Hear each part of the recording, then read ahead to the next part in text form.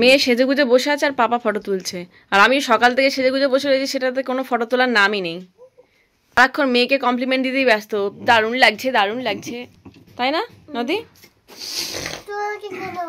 আচ্ছা আমি রেডি হয়ে গেছি। আলটিমেটলি আমার এই ব্লাউজটাই মানে কালো ব্লাউজটা যে উঠলো, ওই এই পিঙ্ক কালারের ব্লাউজ আমি খুঁজে পেলাম না। আর হাতে এই চুড়ির সেটটা, কানে কানেরটা, হালকা মেকআপ, অল সর্টেড। চলো যাওয়া যাক। কিরম বিচ্ছিরি ওয়েদার চিন্তা করো, জঘন্য ওয়েদার। ওদিকে পঞ্চু ঢাকা দিয়ে নিয়ে যাচ্ছি, আমি বলছি ওখানে গিয়ে খুলে ও পড়তে যাচ্ছ না, না এদিকেই চলো, অত ঘুরতে পারবো না। বুড়ি মহিলা শাড়ি পরেছে, শাড়ি পরা এটা কি রেডিমেড না শাড়ি পুরো? কি রকম শাড়ি পরাতে হয়েছে। ওই পেপার আনতে গিয়ে কোথায় পালালো?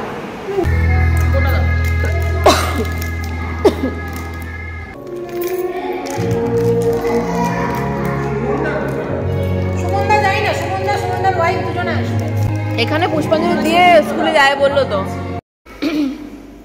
শেষ পুজো জোগাড় অলমোস্ট শেষ, পুরোহিত মশাই পুজোতে বসে পড়েছে, এখন পুষ্পাঞ্জলি দেবো সবাই মিলে, তাই না নদী?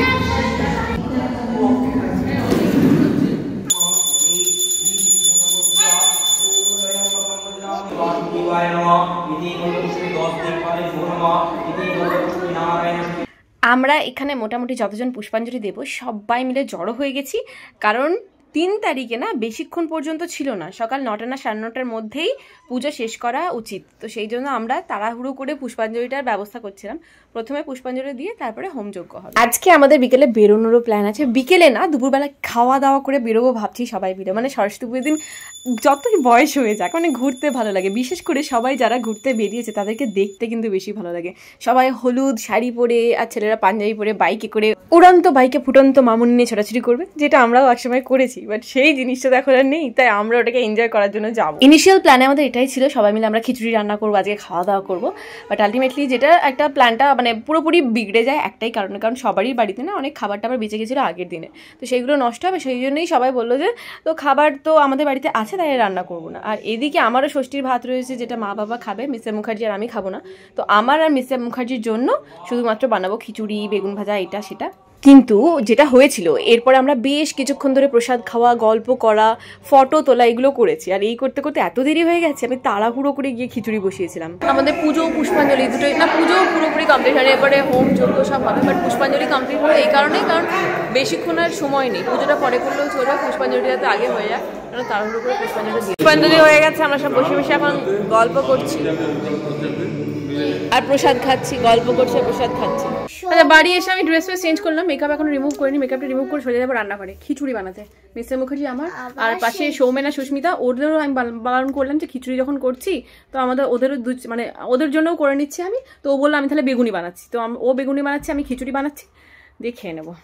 প্রেশারে আমি এটা ডালটা আর ফুলকপি একসাথে সেদ্ধ বসিয়ে দিয়েছি, এখানে মটরশুঁটি টমেটো ছাড়িয়ে রেখে দিয়েছি।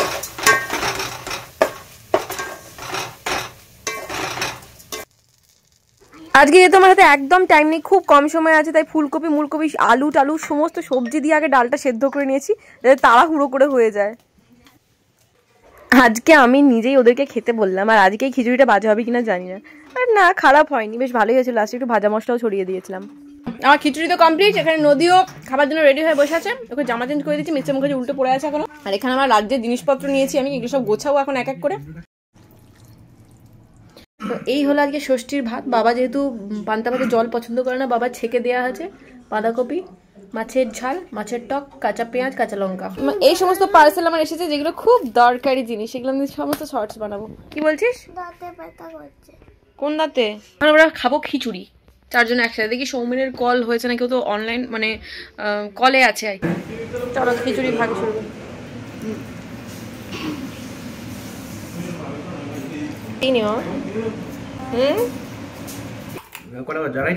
তোমার জন্য হয়েছে দেরি, সব সময় তো অনেক তাড়াতাড়ি খেলো। হ্যাঁ তোমাদের আমরা ভেবেছিলাম যে সবাই মিলে একসাথে একটু পরে বেরোবো, মানে সরস্বতী পুজোর দিন বিকালবেলা বা দুপুরবেলা যেরকম বেরোনো হয়। বাট দেবদীপ সুকন্যা বললো ওরা আজকে একটু রেস্ট করবে, রাতের বেলা ডিনারে যাবে। বাট আমাদের ডিনারটা হবে না, কারণ একে তো আমরা আজকে ভেজ খাবো, সরস্বতী পুজো প্লাস সোমবার, আর তার উপরে কালকে নদী 3 দিন স্কুলে যায়নি, কালকে ওর স্কুল আছে, তো অত রাত পর্যন্ত আজকে আমরা বাইরে থাকবো না। তো সেই জন্য রাতের ডিনারের প্ল্যান ক্যান্সেল করলাম, ওরা বেরোবে। সেই জন্য আমি, অভিষেক আর নদী এখন বেরোচ্ছে একটু জেমস লাঙে। সরে এসো নদী, অত আগে আগে যেও না, গাড়ি আসছে না। কি বলি, তুই চিকেন মোমো খাবি? আমরা বেরিয়ে পড়েছি গান শুনতে শুনতে, চা খাওয়া, কফি খাওয়ার জন্য।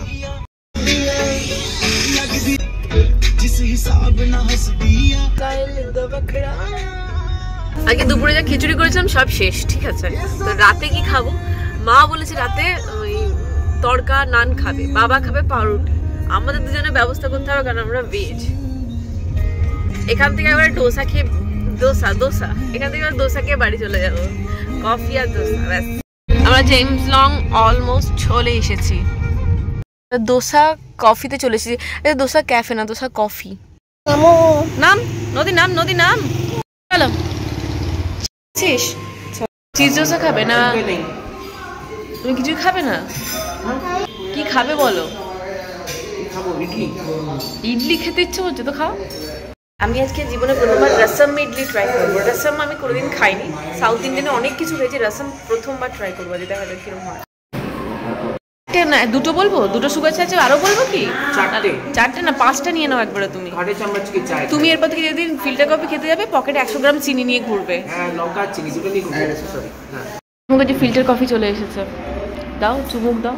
স্ট্রং কফি, ফিল্টার কফিটা দারুণ করে, খুব সুন্দর। এর মধ্যে 100 গ্রাম চিনি মিশিয়েছে ও। এখান থেকে 10 গ্রাম দেওয়া হয়, ওটা ও 100 গ্রাম মিশিয়েছে। আর আমাকে বলো, এটা তো স্টিলের কাপে কেন দেয় কফিটা? সাউথ ইন্ডিয়ান স্টাইলে দেয় ওরা, এরকম ভাবে খায় একটা গ্লাসে, এরকম পার্টির মধ্যে। ও আচ্ছা, ভালো। আমিও খাই যাই। রসম ইডলি খেয়ে দেখবে। রসম ইডলি তুমি খেয়েছি? তুমি খাওনি কোনোদিন? আমি তো খাইনি, তুমি খেয়েছো? আমি রসম খেয়েছি, রসম অনেক খাওয়া। গার্লিক ডোসা চলে এসেছে, আর সাথে আবার রসমও চলে। একটুখানি এটা নাও, এটা খাও।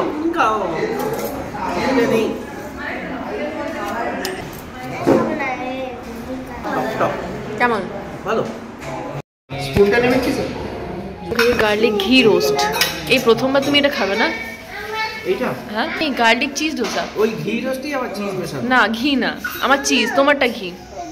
খুব লাগবে, একটুখানি খেয়ে দেখ। এটা ঘি রোস্ট, এই প্রথমবার আমরা ট্রাই করছি এখানে। কামড়া মোমো খেতে পারবি না। প্রথমে খাবে না বলছিল, মিষ্টি মুখে থেকে টেস্ট করার পরে আবার নিয়েছে ব্যাটা।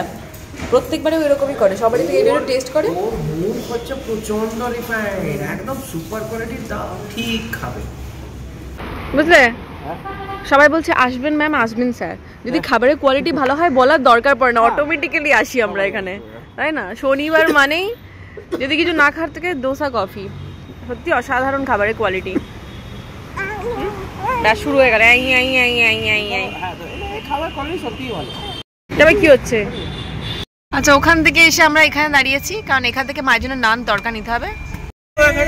নান তড়কা আসলে ব্যাপারটা হচ্ছে, ডোসা যদি নিয়ে যাই না, এতই নরম প্যাতে হয়ে যায়, খেতে মানে খাওয়াই যাবে না ওটাকে, যতই গরম করি ক্রিস্পি আর হয় না। সেই জন্য ডোসা নিচ্ছি না।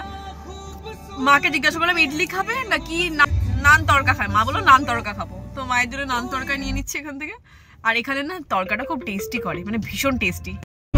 আমরা বাড়ির পথে রওনা দিয়েছি গান শুনতে শুনতে, কারণ ওখানে গিয়ে আমরা সন্ধ্যা আরতি দেখবো মায়ের। আচ্ছা, আমরা চলে এসেছি। এসে আবার এই আমাদের সোসাইটিতে সন্ধ্যা আরতি হবে, সেটা তো দেখবো, সাথে একটু মিটিংও হবে আমাদের সিকিউরিটি শুনিয়ে। ওখানেই যাচ্ছি এখন। সারা পাড়া শোনে মানে গন্ধ।